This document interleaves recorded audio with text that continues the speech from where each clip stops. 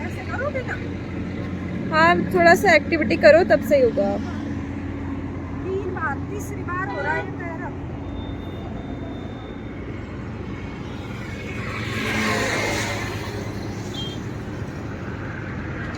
दायां पैर, दायां पैर। हाईवे पे हमने अपनी स्कूटी को रोक ली है। तो चलिए, समझ गए होंगे आप सभी ना कि हम लोग कहाँ जा रहे हैं। थोड़ा सा ठीक हो गया है। तीसरी बार ना मेरा पैर आज सुन्न हो गया है। टीना कह रही कि मम्मी आपकी बस की नहीं है अब स्कूटी पे सफर करना। सच में ऐसे ही लग रहा हो। अब भैया टीना मुझे कार खरीदनी पड़ेगी मम्मी के लिए। अब तो कार लेनी कार पड़ेगी। ले बैठी है कि नहीं? बिल्कुल। चलिए, दीदी के घर जा रहे हैं ऋषिकेश।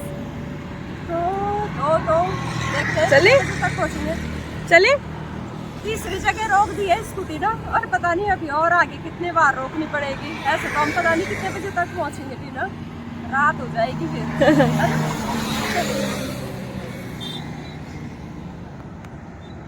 आइए आइए, दोबारा से स्वागत है आप सभी का दीदी के घर में। स्वागत है मेरी पूरी YouTube फैमिली का दोबारा से दीदी के घर में। तो आइए चलते हैं। अभी तो बाहर में कोई भी नजर नहीं आ रहा। चलो मम्मा, हो गए आप रेडी? बस जी, फेस पाउडर लगा रहे हैं। Oh my God, face powder आप कितने टाइम बाद लगा रहे हो? अरे लगाती 1 साल बाद। हाँ, देखिए फेस पाउडर लगाते ही ना मेरे ना उसमें खुजली होनी शुरू हो गई है इस जगह पे। अब बताओ, बच्चे कहते हैं मम्मी आप फेस पाउडर नहीं लगाते, लिपस्टिक नहीं लगाते हो, कुछ नहीं लगाते हो। और इन चीज़ों की ना बिल्कुल आदत छूट गई है मुझे। और जब हल्का सा भी लगाऊंगी ना तो खुजली स्टार्ट हो जाती है मेरे फेस पे। मतलब मुझे ये चीज़ें बिल्कुल सूट नहीं करती हूँ है। तो टीना की जिद से ना मैं अभी ये थोड़ा सा लगा रही हूँ। और हम लोग तैयार होके ना जा रहे हैं अभी। दीदी मतलब जिनके यहाँ से दूध लेके आते हैं ना, तो उनके बेटे की शादी है। तो आज ना उनके यहाँ मेहंदी हाथ थी नहीं, मेहंदी हाथ है। तो अभी ट्रैवल करके आ रहे हैं तो थोड़ा ऐसा हो रहा है।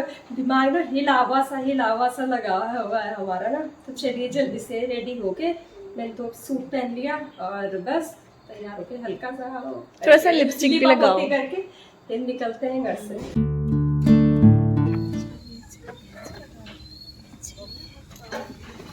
आजा टीना, बैठ जा।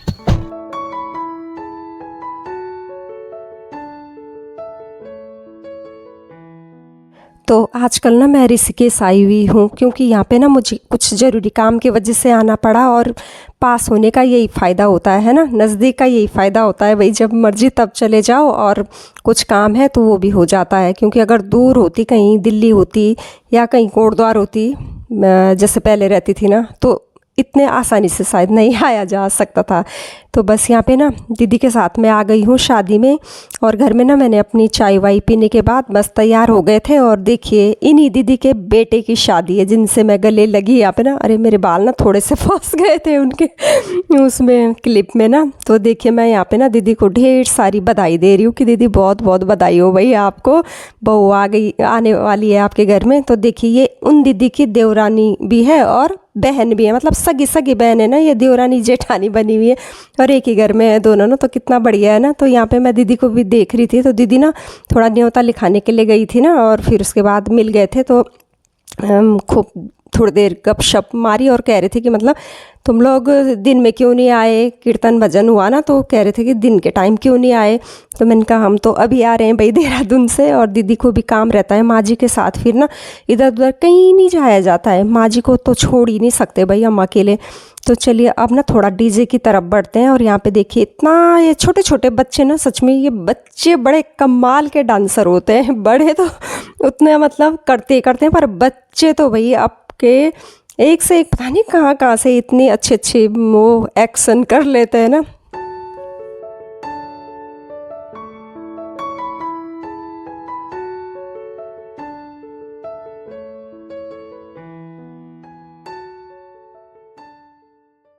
तो बच्चों का डांस देखने के बाद ना, तो चलिए आइए, अब यही हैं दुल्हे राजा जी भाई जिनकी शादी हो रही है।